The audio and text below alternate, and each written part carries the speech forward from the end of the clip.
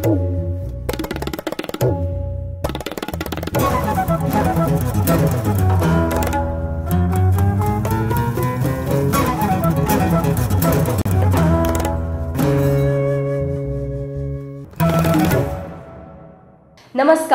आधी आबादी बात नारी में आपका स्वागत है।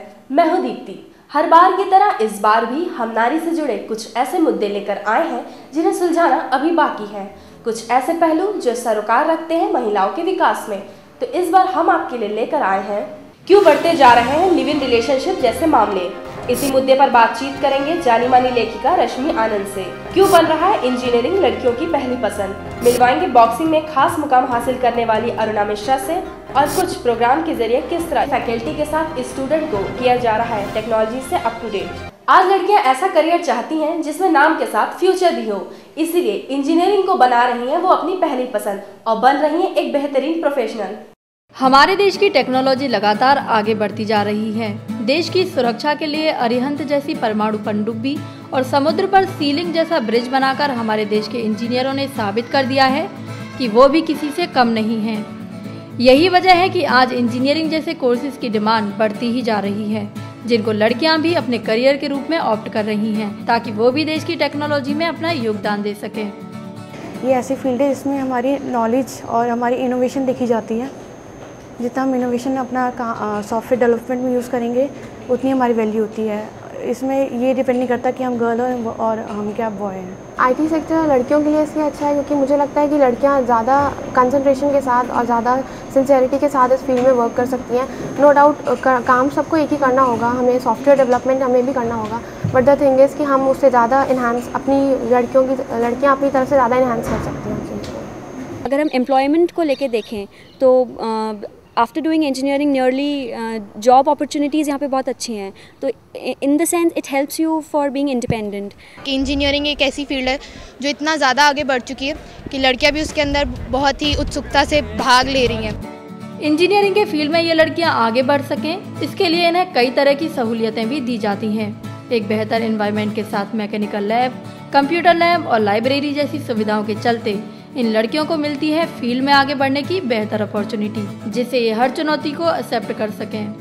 अब इंडियन जो है वो अपनी लड़की को, अपनी डॉटर को कोशिश करता है कि इक्विवेलेंट टू अपने लड़के के बराबर पढ़ाना चाहता है।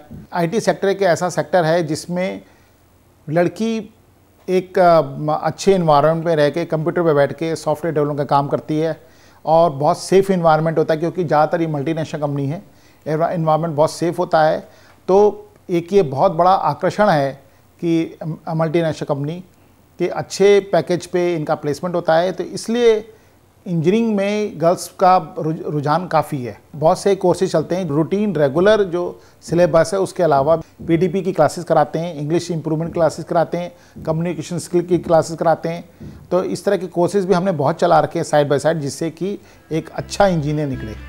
आईटी में ये है कि आज बहुत सारी कंपनीज़ हैं मार्केट में, तो IT we can easily get jobs there, so there are very multinational companies and especially for girls it's very nice because it's a job where you can sit for hours and you don't have to go here and there and it's not like other jobs, you know.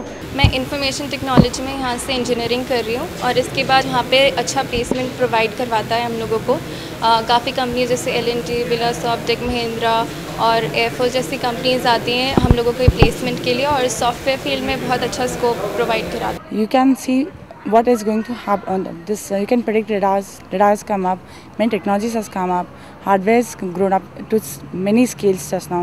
So if we are a part of this engineering, definitely we want to do something very good for this institute and for this world as a whole. यूँ तो engineering का क्षेत्र काफ़ी technical और tough माना जाता है, लेकिन लड़कियों की सिंसियरिटी और डेडिकेशन के चलते वो हर फील्ड में अपना बेस्ट करती हैं। साथ ही इनकी पर्सनैलिटी डेवलपमेंट और इंग्लिश पर भी ध्यान दिया जाता है ताकि इनकी प्लेसमेंट में भी कोई दिक्कत ना हो।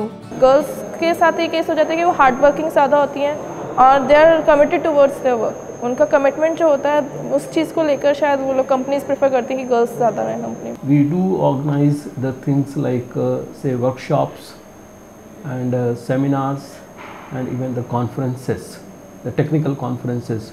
So basically these workshops are being held once in 2 months or once sometimes in every month to make them aware about the latest technology. कि मुझे लगता है कि आज के ज़माने में, आज के टाइम के अंदर हमें सॉफ्टवेयर कंपनी जितना प्रोवाइड करती हैं या हमें जॉब ओरिएंटेशन किसी के चीज़ के अंदर भी हम ज़्यादा स्कोप कर सकते हैं या हमारे लिए वो ज़्यादा फ़ायदेमंद रह सकता है। कंप्यूटर साइंस और आईटी ब्रांच दोनों एक तरह से सिमिलर हैं, बट फिर भी आईटी ब्रांच के अंदर हम ज़्यादा सॉफ्टवेयर टेक्नोलॉजीज़ कर सकते हैं, क्योंकि मल्टीनेशनल कंपनीज़ एक ऐसा वो ये चाहती हैं कि हम ज़्यादा सॉफ्टवेयर डेवलप करें ताकि वो आगे हमारी कंट्री के लिए और आगे यूज़ के लिए फ्रूटफुल हो। बढ़ती टेक्नोलॉजी के चलते आज अच्छे प्रोफेशनल्स की मांग में इजाफा हुआ है।